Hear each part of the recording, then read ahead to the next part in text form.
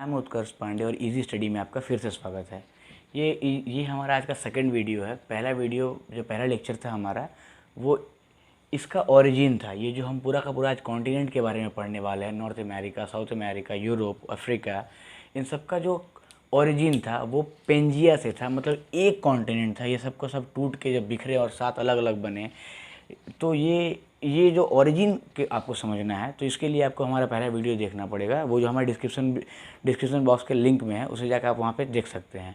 तो वहाँ से आपको सब कुछ, अगर आप पढ़ के आओगे तो वहाँ से आपको सब कुछ क्रिस्टल एंड क्लियर हो जाएगा कि आप ओरिजिन कैसे है कॉन्टिनेंट का, और फिर कॉन्टिनेंट के बारे में हम लोग जो बढ़िया से अभी एनालाइज करने वाले हैं, इसको आप बढ़िया से समझ पाओगे।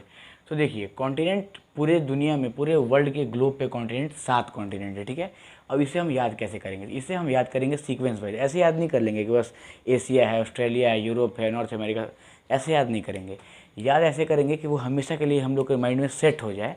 और वो ऐसे है कि इसे सीक्वेंस वाइज याद करेंगे, कौन सबसे बड़ा है, फिर उसके बाद कौन, फिर उसके बाद कौन, ऐसे करके याद करेंगे ना, तो लंबे दिन तक, लंबे देर तक हमारे दिमाग में समझ के विजुअलाइज हो जाएगा। लेकिन मैप के माध्यम से याद करेंगे। अगर हम लोग मैप के माध्यम से याद करते हैं तो वो आँख में विजुअलाइज रहेगा कि हाँ, वो जब आप आँख बंद करोगे तो आपको याद आ जाएगा। जैसे एशिया था, एशिया के नीचे अफ्रीका था, नॉर्थ अमेरिका था, ऐसे करके याद हो जाएगा। अभी मैं आपको याद करवाऊँगा। देखिए यहाँ पे तो दुनिया का सबसे बड़ा, मतलब पूरे वर्ल्ड मैप पे सबसे बड़ा जो कॉन्टिनेंट है, तो कॉन्टिनेंट है एशिया। कॉन्टिनेंट पहले होता क्या समझ लीजिए, पूरा का पूरा ज़मीन जो पूरा का पूरा पानी से घिरा हुआ, मतलब बहुत बड़ा ज़मीन जो पानी से घिरा हुआ है, उसे कॉन्टिनेंट कहते हैं, ठीक है।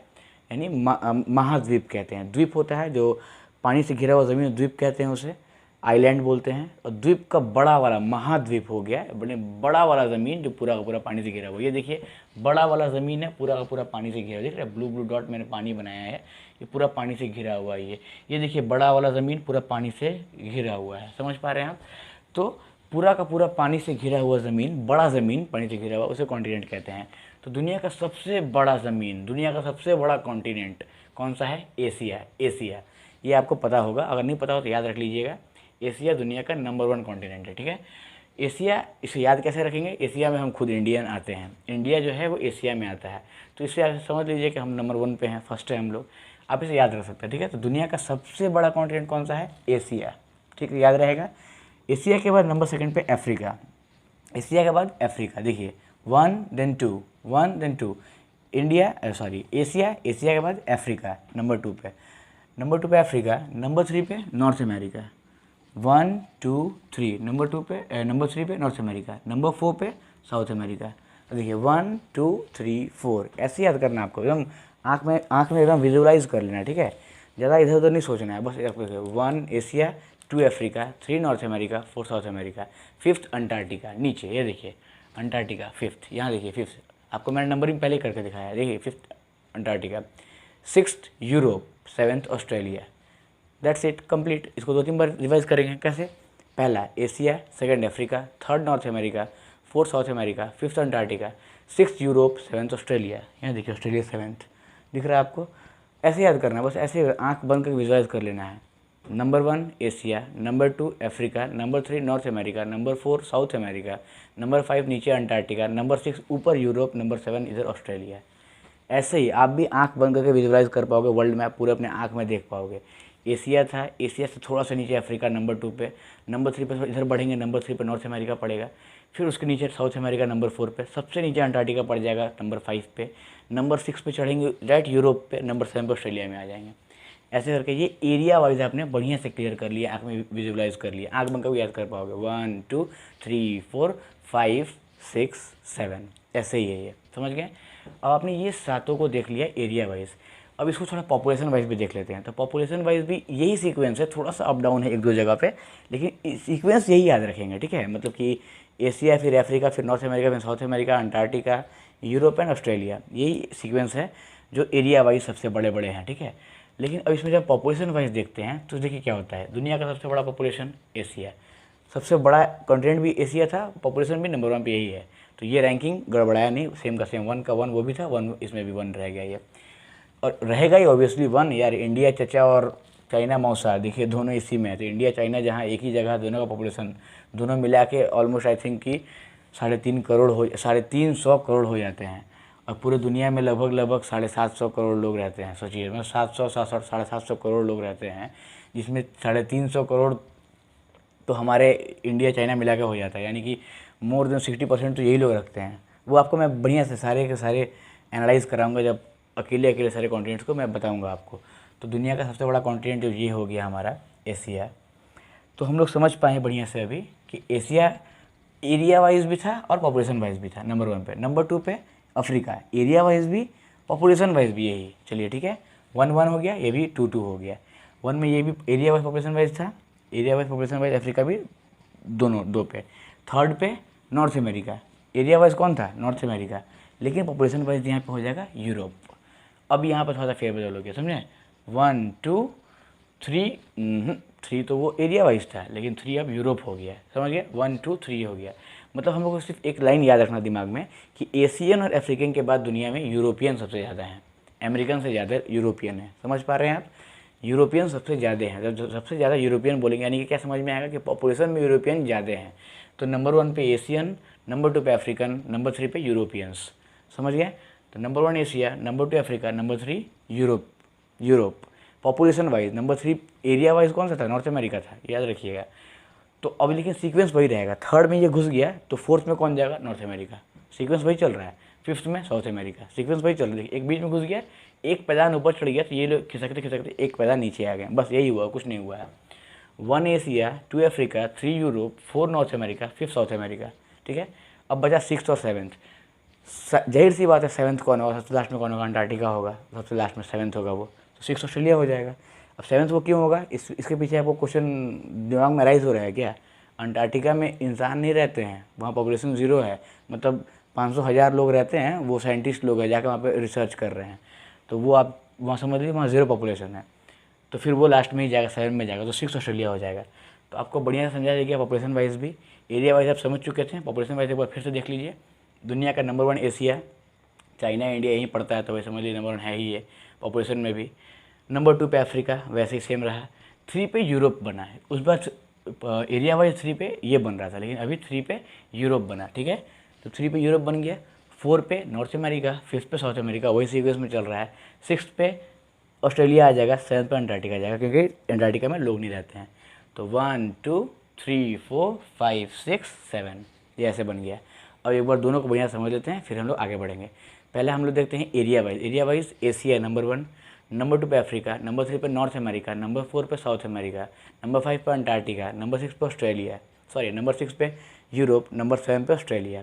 एरिया वाइज सबसे छोटा ऑस्ट्रेलिया है, एरिया वाइज सबसे बड़ा एशिया है, एरिया वाइज। समझ गए? अब हम लोग पॉपुलेशन वाइज देखते हैं। तो नंबर 1 पे एशिया, फिर से पॉपुलेशन में, नंबर 2 पे अफ्रीका पॉपुलेशन में, नंबर 3 पे यूरोप पॉपुलेशन में, वहाँ पे 6 नंबर पे था, एरिया में 6 नंबर पे था, बस ऑस्ट्रेलिया से ऊपर था। लेकिन अभी देखिए 3rd नंबर पे आ गया, यूरोपियन सबसे ज़्यादा है, मैंने आपको बताया था।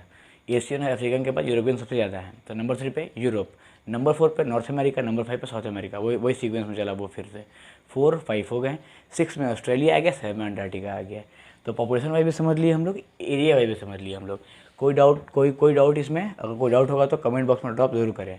ठीक है, तो 1 2 3 4 5 6 7 हम लोग देख लिए। सातों कॉन्टिनेंट को हम लोग बढ़िया से एनालाइज कर लिए कि कौन बड़े हैं, कौन छोटे हैं, कहाँ कहाँ पॉपुलेशन ज़्यादा है, कहाँ पॉपुलेशन कम है। बढ़ते कदम में भी देख लिए, घटते कदम में भी देख लिए। क्योंकि ये देखना जरूरी इसलिए है क्योंकि क्वेश्चन ऐसा नहीं पूछता है कि दुनिया का सबसे बड़ा कॉन्टिनेंट कौन सा बताइए, ये तो सिंपल हो गया है। ये पूछता है असेंडिंग ऑर्डर में कॉन्टिनेंट्स को लगाइए या फिर डिसेंडिंग ऑर्डर में पॉपुलेशन वाइज कॉन्टिनेंट को लगाइए, तो फिर आपका हालत ख़राब हो जाएगा। तो अगर आप इस सीक्वेंस को समझ के पा रहे हैं कि 1 2 3 4 5 6 7 ये एरिया वाइज हो गया, 1 2 3 4 5 6 7 ये पॉपुलेशन वाइज हो गया। अगर इस चीज़ को आप समझ पा रहे हैं, 2-3 बार वीडियो को देखिएगा, पक्का आपको मेरे जैसा ही ऐसे ही कंटेस्ट आँख बंद करके आप बता पाओगे आराम से, डोंट वरी। तो ये आपने देख लिया पूरा का पूरा। अब हम ये देखेंगे, जब हम लोग ये समझ गए तो अब ये देखेंगे एक एक कॉन्टिनेंट को पकड़ के इंडिविजुअली हम लोग उसका विशेषता को और उससे क्या एग्जाम में ओरिएंटेड क्वेश्चन बन सकते हैं उसको अब हम लोग समझेंगे। समझें? तो उसको समझने के लिए एक एक कॉन्टिनेंट को लेकर हम लोग उसका थोड़ा सा एनालाइज करेंगे, उसका DNA, उसका पोस्टमार्टम करेंगे, मतलब समझिए। तो चलिए, तो अब हम देखते हैं, हमारे आगे बढ़ते हैं हम लोग। तो अब इस चार्ट के माध्यम से हम लोग बढ़िया सारे कॉन्टिनेंट को एनालाइज करके समझेंगे और जैसे मैंने अभी को सीक्वेंस वाइज पढ़ाया था कि पहले एशिया, फिर अफ्रीका, फिर नॉर्थ अमेरिका, वैसे ही यहाँ भी आपको चैट के माध्यम से कुछ कुछ पॉइंट्स हैं जो एग्ज़ाम ओरिएंटेड होंगे और आपको जो जानना ज़रूरी है वो आपको मैं बढ़िया से डिस्कस करके समझा रहा हूँ। ठीक है, तो पहले आता है दुनिया का नंबर 1 कॉन्टिनेंट एशिया, जो सबसे बड़ा है कॉन्टिनेंट है वो एशिया है। एशिया में 48 कंट्रीज़ है। ठीक है, लार्जेस्ट कॉन्टिनेंट है पूरी दुनिया का, 48 कंट्रीज़ है यहाँ पे।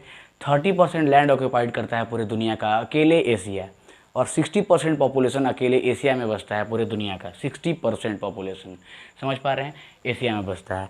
दुनिया का सबसे हाईएस्ट पीक जो है माउंट एवरेस्ट, वो भी एशिया में पड़ता है। ठीक है, दुनिया का जो सबसे हाईएस्ट पीक है माउंट एवरेस्ट, वो कहाँ पड़ता है? एशिया में पड़ता है। इंडिया नेपाल के बॉर्डर पे है, आपको पता हो, तो वो भी एशिया में पड़ता है। एशिया की ये भी खासियत है। और एशिया से the great wall of China, the इकलौता ऐसा मैन मेड स्ट्रक्चर है the great wall of China, जो एशिया में पड़ता है, जो कि स्पेस से हम लोग देख सकते हैं। समझ पा रहे हैं आप? एक लौता ऐसा मैन मेड स्ट्रक्चर पूरे दुनिया में the great wall of China है, जो हम लोग स्पेस से देख सकते हैं। समझ पा रहे हैं? अभी बोला जा रहा है कि इंडिया का जो स्टैच्यू ऑफ यूनिटी है सरदार वल्लभ भाई पटेल का गुजरात में, वो भी हम लोग देख सकते हैं, लेकिन उसका कुछ वैसा कुछ ऑथेंटिकेशन उसका नहीं आया है, वैसा कोई पिक्चर नहीं आया है, लेकिन ऐसा बोला जाता है।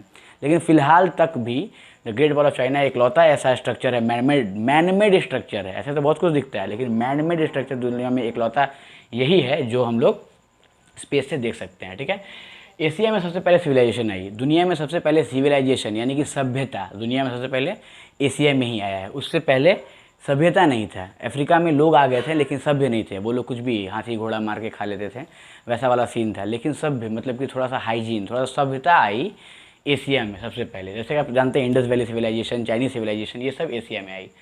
दुनिया में सबसे पहले धर्म, लगभग सारे धर्म एशिया से ही निकले हैं, लगभग। जैसे कि हिंदुज़म, बुद्धिज़्म, सिखिज़्म, जैनिज़्म, जितना भी लगभग आएगा सब आपको एशिया से ही मिलेगा। तो एशिया से ये सब इंपॉर्टेंट पॉइंट्स हैं। अब अफ्रीका में आते हैं। अफ्रीका में 55 कंट्रीज़ हैं। दुनिया का सेकेंड लार्जेस्ट कंट्री कोई है, कॉन्टिनेंट कोई है, वो है अफ्रीका है। 16% पॉपुलेशन अफ्रीका में रहता है। दुनिया का 16%, दुनिया का 60% पॉपुलेशन था वहाँ एशिया में, हमारे यहाँ। एशिया यानी हमारा इंडिया एशिया में है, तो हम लोग हमारे यहाँ बोल सकते हैं। तो अफ्रीका दुनिया का सेकेंड लार्जेस्ट कॉन्टिनेंट है। 16% पॉपुलेशन आपका अफ्रीका में रहता है। अफ्रीका को dark continent, black continent, blind continent, ये सब बोला जाता है अफ्रीका को। ये एक इकलौता ऐसा कॉन्टिनेंट है जहाँ से Tropic of Cancer, Tropic of Capricorn और इक्वेटर तीनों पार होता है। दुनिया का इकलौता ऐसा कॉन्टिनेंट है अफ्रीका जहाँ से तीनों पार होता है, Tropic of Cancer, Tropic of Capricorn और ट्रॉपिक ऑफ और इक्वेटर तीनों।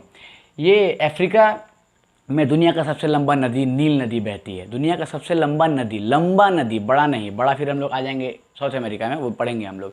दुनिया का सबसे लंबा नदी जो है वो नील नदी है, वो अफ्रीका में पाया जाता है। ठीक है, लगभग हमने सब कुछ देख लिया यहाँ से। अच्छा हाँ, अफ्रीका में सबसे ज़्यादा चॉकलेट पाया जाता है। दुनिया का सबसे बड़ा प्रोड्यूसर चॉकलेट का अफ्रीका है। 50% दुनिया का गोल्ड अफ्रीका देता है। 90% दुनिया को डायमंड अफ्रीका देता है। मतलब दुनिया में जितना डायमंड है 90% उत्पादन यहीं से होता है। दुनिया में जितना गोल्ड है 50% उत्पादन यहीं से होता है। फिर भी अफ्रीका बहुत पीछे है बेचारा। ठीक है, तो अफ्रीका से ये सब इंपॉर्टेंट पॉइंट्स थी। अब आते हैं नॉर्थ अमेरिका में। नॉर्थ अमेरिका दुनिया का ऑलमोस्ट सबसे रिचेस्ट और लगभग सबसे डेवलप्ड कॉन्टिनेंट है, लगभग। ठीक है, नॉर्थ अमेरिका में दुनिया का सबसे इकोनॉमिकली पावरफुल कंट्री दुनिया में है यूएसए, वो नॉर्थ अमेरिका में पड़ता है। जहाँ के प्रेसिडेंट जो बाइडन अभी बने हैं, उसके पहले डोनाल्ड ट्रंप थे। यूएसए वो नॉर्थ अमेरिका में पड़ता है। ठीक है, नॉर्थ अमेरिका में ये है लार्जेस्ट फ्रेश वाटर लेक है, जिसको सुपीरियर लेक बोलते हैं, झील सुपीरियर, वो झील सुपीरियर जो है नॉर्थ अमेरिका में पड़ता है। नॉर्थ अमेरिका में 23 कंट्री हैं, याद रखिएगा, और 23 कंट्री के अपना अपना समंदर है। मतलब अकेला अपना कंट्रीज़ का अपना समंदर। सोचिए कितना मज़ेदार, सब जाके बीच पे नाचते होंगे, खूब मज़ा लेते होंगे। और नॉर्थ अमेरिका में 7 से लेके 8% दुनिया के लोग बसते हैं। यहाँ था 60%, यहाँ था 16%, यहाँ 7 से 8%। समझ रहे हैं, 7 से 8% लोग नॉर्थ अमेरिका में बसते हैं। ठीक है, नॉर्थ अमेरिका के बाद आते हैं हम लोग साउथ अमेरिका में। साउथ अमेरिका लार्जेस्ट, चौथे नंबर पे आता है साउथ अमेरिका। साउथ अमेरिका में क्या खासियत क्या है? यहाँ पे यानी 12 कंट्री आता है साउथ अमेरिका में। हाईएस्ट वाटरफॉल जो है वो साउथ अमेरिका में पड़ता है, एंजल फॉल। दुनिया का हाईएस्ट वाटरफॉल जो है वो साउथ अमेरिका में पड़ता है, उसका नाम है एंजल फॉल। पूरे दुनिया का ऑक्सीजन चेंबर साउथ अमेरिका को बोलते हैं, क्योंकि साउथ अमेरिका में एक जगह है ब्राज़ील, और ब्राज़ील में एक जंगल पड़ता है अमेज़न। पूरे दुनिया का 20% ऑक्सीजन देता है। पूरे दुनिया को ऑक्सीजन कौन बांटता है? 20% ऑक्सीजन कौन बांटता है? अकेले वो ब्राज़ील का जगह अमेज़न जंगल। अमेज़न जंगल में अलग अलग तरह के स्पीशीज़ पाए जाते हैं, सांपों के, चिड़िया प्रजाति, इंसेक्ट्स के, इसलिए इसको स्नेक कॉन्टिनेंट भी कहा जाता है, स्पीशीज़ कॉन्टिनेंट भी कहा जाता है। यहाँ एक चींटी पाई जाती है जिसका नाम है बुलेट एंट। बुलेट एंट अगर काट ले आपको तो बुलेट जैसा दर्द हो, मतलब गोली लगाओ ना वैसा दर्द होगा, ऐसा दर्द होता है। वो साउथ अमेरिका में ही पाई जाती है बुलेट एंट, ठीक है। 20% ऑक्सीजन पूरी दुनिया को साउथ अमेरिका बांटता है, आपको मैंने बता दिया। हाईएस्ट लेक यहाँ का टिटिका लेक है, ठीक है। Highest lake Titicaca lake South America का। सब कुछ लेवल ने देख लिया साउथ अमेरिका से। अब हम लोग अंटार्कटिका देखते हैं। अंटार्कटिका में कोई कंट्री नहीं है, ये मैनलेस कॉन्टिनेंट ही यहाँ कंट्री नहीं है। यहाँ पे लगभग 500,000 लोग रहते हैं, वो भी यहाँ के नहीं है, वो भी इन सारे कॉन्टिनेंट से जाके यहाँ पे अपना रिसर्च कर रहे हैं अंटार्कटिका में, ठीक है। अंटार्कटिका को वाइट कॉन्टिनेंट भी कहते हैं, अंटार्कटिका को मूविंग कॉन्टिनेंट भी कहते हैं। ये मूव करते रहता है क्योंकि ये पानी का है ना, ये तो बर्फ़ का है, तो पिघलता है तो हिलते डुलते रहता है। ये मूविंग कॉन्टिनेंट भी बोलते हैं, मैनलेस कॉन्टिनेंट बोलते हैं क्योंकि यहाँ इंसान नहीं रहते हैं। अंटार्कटिका एक ऐसा जगह है, एक ऐसा कॉन्टिनेंट जहाँ कभी भूकंप नहीं आ सकता है। अंटार्कटिका के बारे में यही सब चीज़ है। हाँ, साइंस को कंट्रीब्यूट है ये अंटार्कटिका, क्योंकि यहाँ पे सिर्फ लेबोरेटरी है, लैब है, साइंटिस्ट चचा लोग यहाँ जाके अपना रिसर्च कर रहे हैं, दिमाग खपा रहे हैं, समझ रहे हो ना, बर्फ़ में जाके वहाँ। तो यही सीन है यहाँ का। यहाँ पे 1500 पॉपुलेशन है, इससे ज़्यादा नहीं है, ठीक है। अंटार्कटिका हो गया। अब आप देख रहे हैं यूरोप के बारे में समझिए। यूरोप में 50 कंट्री आता है और लगभग 500 कंट्री, सबका सब अपने आप में शाहरुख खान, मतलब कि सबका सब अपने आप में दबंग। कैसे मतलब यूरोप में ब्रिटेन हो गया, फ्रांस हो गया, इटली हो गया, जर्मनी हो गया, सब का सब बड़ा कंट्री, जितना भी डेवलप्ड कंट्री हैं, लगभग सारे मैंने 50 कंट्री लगभग 50 डेवलप हैं। यहाँ नॉर्थ अमेरिका में क्या सीन था? नॉर्थ अमेरिका का सीन क्या था कि वहाँ पे यूएसए है, बहुत बड़ा है, कनाडा है, वो भी, तो 2-4-10 कंट्री, 23 कंट्री है यहाँ पे। 23 कंट्री में कितना डेवलप करेगा, कितना डेवलप कर जाएगा वो? यहाँ 50 कंट्री है, 50 का 50 वही है, एकदम सबका सब डेंजर ही है, सबका सब डेवलप्ड है। यूरोप बहुत डेवलप्ड है, लगभग दुनिया का सबसे ज़्यादा हैप्पी कॉन्टिनेंट यूरोप है। यूरोप का अच्छा देखिए, जब मैंने एशिया का बताया था आपको, तो एशिया और यूरोप आपको सटा के दिखाया था। अभी मैप जो आपको मैंने थोड़ी देर पहले दिखाया, जिसमें आपको मैंने याद करवाया था ये सब, तो उसमें एशिया और आपको यूरोप सटा हुआ दिखा होगा। तो एशिया और यूरोप को छांटने का, ये एशिया और यूरोप को अलग अलग बांटने का काम जो करता है जगह, वो एक पहाड़ है, उसे यूराल माउंटेन कहते हैं। URAL, Ural mountain. देखिए यूरल माउंटेन मैंने कहीं, ये देखिए यूरल माउंटेन मैंने मेंशन किया है। तो यूरल माउंटेन उसे कहते हैं। यूरल माउंटेन जो है वो इधर, यूरल माउंटेन से इधर यूरोप पड़ता है, यूरल माउंटेन इधर एशिया पड़ता है। रसिया जो देश है, दुनिया का सबसे बड़ा कंट्री कौन सा है? रसिया है। तो दुनिया का सबसे बड़ा कंट्री जो कौन सा है, वो रसिया है। तो रसिया का पार्ट को इधर यूरोप में बांटता है और रसिया का पार्ट को इधर एशिया में बांटता है, वो भी यूरल माउंटेन है। यूरल माउंटेन से इधर जाएगा तो रसिया का जो पार्ट है वो यूरोप में हो जाएगा, यूरल माउंटेन से इधर आइएगा तो रसिया का जो पार्ट है वो एशिया में आ जाएगा। यूरल माउंटेन वहाँ बांटता है, ये समझ गए आप यूरोप से। और यूरोप से एक और चीज़ है कि दुनिया का सबसे छोटा कंट्री, दुनिया का सबसे बड़ा कंट्री तो रसिया था, दुनिया का सबसे छोटा कंट्री भी यूरोप में पड़ता है, उसका नाम है वर्टिकन सिटी। पता है कितना छोटा है? मतलब मेरा स्टूडेंट जो बिहार का है, पटना का जो मेरे स्टूडेंट लोग हैं, अगर मैं उन लोगों को बोल दूं कि इस कंट्री का चक्कर मारना है तो वो 10-20 चक्कर ऐसे ही मार दें। समझ पा रहे हैं आप? इतना छोटा कंट्री है। 500 मीटर पर स्क्वायर, मतलब कि 500 मीटर ऐसे, 500 मीटर ऐसे, 500 मीटर ऐसे, 500 मीटर ऐसे, 500 मीटर ऐसे ऐसे करके, बस इतना बड़ा ही कंट्री है, ख़त्म कंट्री। मतलब कि वो लोग जो, मतलब ऑलमोस्ट मेरे सारे स्टूडेंट सबके सब धावक हैं, 10-10 राउंड मारेंगे उस वर्टिकन सिटी के। इतना छोटा कंट्री है ये यूरोप में पड़ता है वर्टिकन सिटी, ठीक है। देखिए आपको एक चीज़ और बताता हूँ मैं, पूरे दुनिया में 193 कंट्री है। कितना है? 193 कंट्री और 2 ऑब्जर्वर कंट्री। यूएन ने 193 कंट्री को ही बोला है। गूगल, विकीपीडिया और अपने मैं भी कंट्री हूँ कर लेते हैं, वैसा कोई सीन नहीं है। दुनिया जब तक यूएन नहीं मानेगी, जब तक सारे देश नहीं मानेंगे, तब तक वो कंट्री नहीं बोल सकते। कंट्री का डिफिनेशन यही होता है कि पूरा का पूरा दुनिया उसे कंट्री माने, तभी वो कंट्री बनेगा। ऐसे मैं अकेले अपना घर को बना लूँ कि हाँ ये मैं कंट्री हो गया, तो नहीं मान सकता।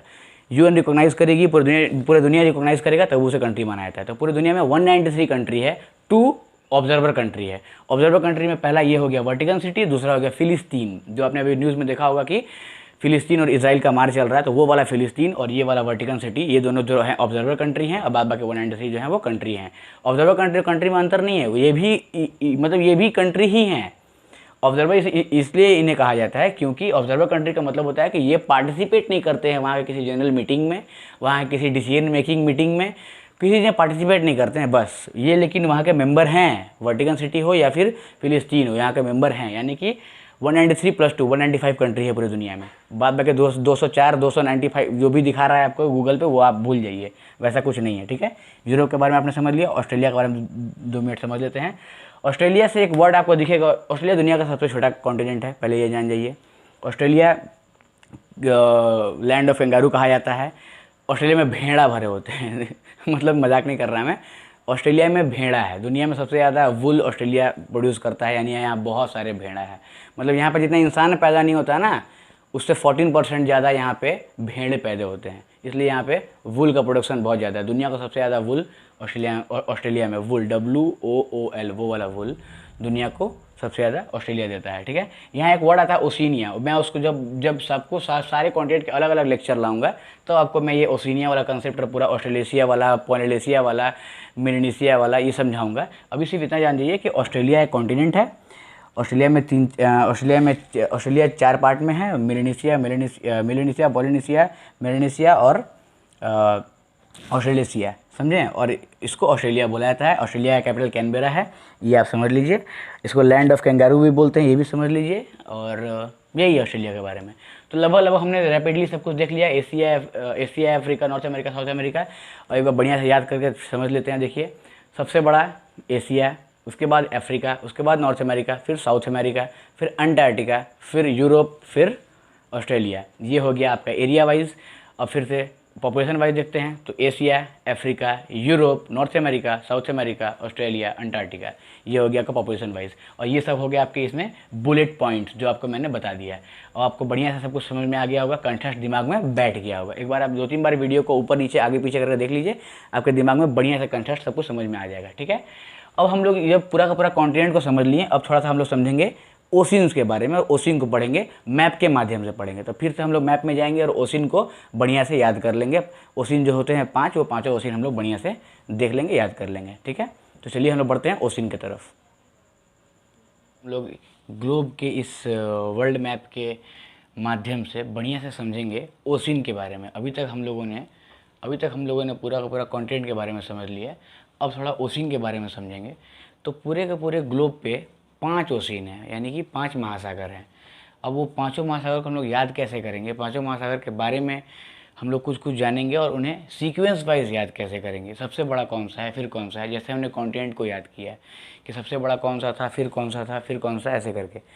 तो महासागर को याद करने का सबसे बड़ा सबसे मस्त एक लॉजिक है जो मैं आपको यहाँ बता रहा हूँ। देखिए, आप इस लॉजिक को याद कर लो। पैसा, PAISA, पैसा। बस आपने इस पैसा को याद कर लिया, आपका ऑलमोस्ट ये सारा काम हो गया। मतलब महासागर आप सीक्वेंस वाइज याद कर लिए, ठीक है। आप बस रिपीट करते रहो, पैसा पैसा पैसा, और आपका काम हो गया। देखिए कैसे। P for Pacific ocean, A for Atlantic ocean, I for Indian ocean, S for southern ocean, A for Arctic ocean. अब आप बोलोगे ऐसे मैंने आपको रटा दिया है। देखिए कैसे रटना है। P फॉर पैसिफिक ओशिन, ये देखिए ये है पैसिफिक ओशिन। ये पूरा ब्लू डॉट मारा है ना मैंने, ये पूरा पानी बनाया है मैंने। ये पूरा का पूरा वर्ल्ड मैप बनाने में बहुत मेहनत लगा है, आपके लिए मैंने इतना मेहनत किया, देख लीजिए। तो फिर P फॉर क्या है, ये पैसिफिक ओशिन। ये पूरा का पूरा आपको पैसिफिक ओशिन दिख रहा है। ये पैसिफिक ओशिन इतना ही नहीं है, ये पूरा यहाँ से लेके ये यहाँ तक भी है। आप बोलोगे यहाँ भी है, यहाँ भी है, ये कैसे। ये मैं आपको जो बोर्ड पे पढ़ा रहा है, ये मैं फ्लैट पढ़ा रहा आपको, ठीक है। ये लेकिन ग्लोब जो होता है वो फ्लैट नहीं होता, ग्लोब पूरा का पूरा राउंड होता है, ऐसे गोल सा होता है। तो ऐसे करके यहाँ से पैसिफिक ओशिन स्टार्ट होके इधर से पूरा इसके पीछे से होके फिर इधर से होके ऐसे आता है, ठीक है। ये पूरा का पूरा पीछे से इसका ऐसे है। ये पूरा मतलब ये पूरा जितना ज़मीन आपको दिख रहा है ना यहाँ पे, ये क्या एशिया, अफ्रीका, नॉर्थ अमेरिका, ये सब का जितना ज़मीन है, सब ज़मीन को एक कर देंगे ना, फिर भी पैसिफिक ओशिन में पूरा समा जाएगा। इतना बड़ा है पैसिफिक ओशिन हमारा, ठीक है। तो दुनिया का सबसे बड़ा ओशिन कौन सा हुआ, पैसिफिक ओशिन हुआ, ठीक है। पैसिफिक ओशिन के बाद सेकेंड नंबर पे आता है, P फॉर पैसिफिक था, A फॉर एटलांटिक ओशिन। ये देखिए, ये S शेप में दिख रहा है यहाँ पे, बीच में कुछ S शेप में यहाँ पे, ये है एटलांटिक ओशिन। तो पैसिफिक हो गया है, एटलांटिक हो गया है, PA। अब आता है I फॉर इंडियन ओशिन। ये देखिए, इंडिया का नीचे वाला जो पानी है ये इंडियन ओशिन है। एकमात्र ओशिन जो किसी कंट्री के नाम पे पड़ा है वो है हमारा प्यारा भारत के नाम पे इंडियन ओशिन, ठीक है। तो PAI, देख रहे हैं, पैसा का स्पेलिंग आपको याद रखना है, बस पैसा करना है, सारा काम हो गया। PAI, Pacific, Atlantic, Indian, Indian ocean यहाँ दिख रहा है पानी आपको, ये तो पैसिफिक, ये इंडियन के बाद तो इधर भी पैसिफिक हो गया, तो यहाँ इंडियन आपको दिख गया, ठीक है। PAI हो गया, अब S बचा है, S for southern ocean, southern ocean मतलब नीचे यहाँ अंटार्कटिका के पास साउदर्न ओशन, यहाँ जो पानी अंटार्कटिका के इर्द गिर्द जो पानी घूम रही है ये अंटार्कटिका के, ये अंटार्कटिका ओशन या साउदर्न ओशन बोलते हैं इसे, ठीक है। तो PAIS हो गया, A फॉर आर्टिक, आर्टिक ऊपर में जो थोड़ा बड़ा पानी आपको दिख रहा है यहाँ पे ये आर्टिक ओशन हो गया, ठीक है। PAISA पैसा पाँचों हो गया, PAISA पैसा पाँचों हो गया, ठीक है। पांचों सागर आपने याद कर लिया, सीक्वेंस वाइज याद कर लिया कि सबसे बड़ा कौन फिर कौन फिर कौन, ऐसे ही देखिए सबसे बड़ा है प्रशांत महासागर, पैसिफिक ओशन, पैसिफिक ओशन को हिंदी में प्रशांत महासागर कहते हैं, ठीक है।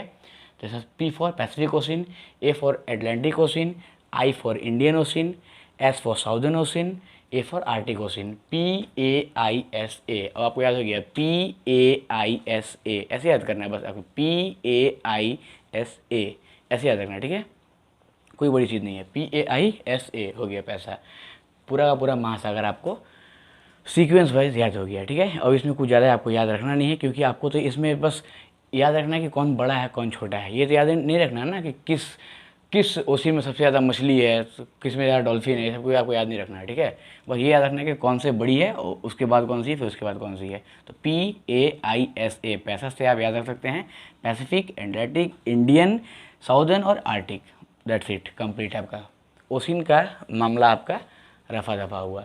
कॉन्टिनेंट आपने समझ लिया है, ओशन आपने समझ लिया, कौन बड़े हैं कौन छोटे हैं, सब कुछ आपको कंटेक्स्टली समझा दिया गया है।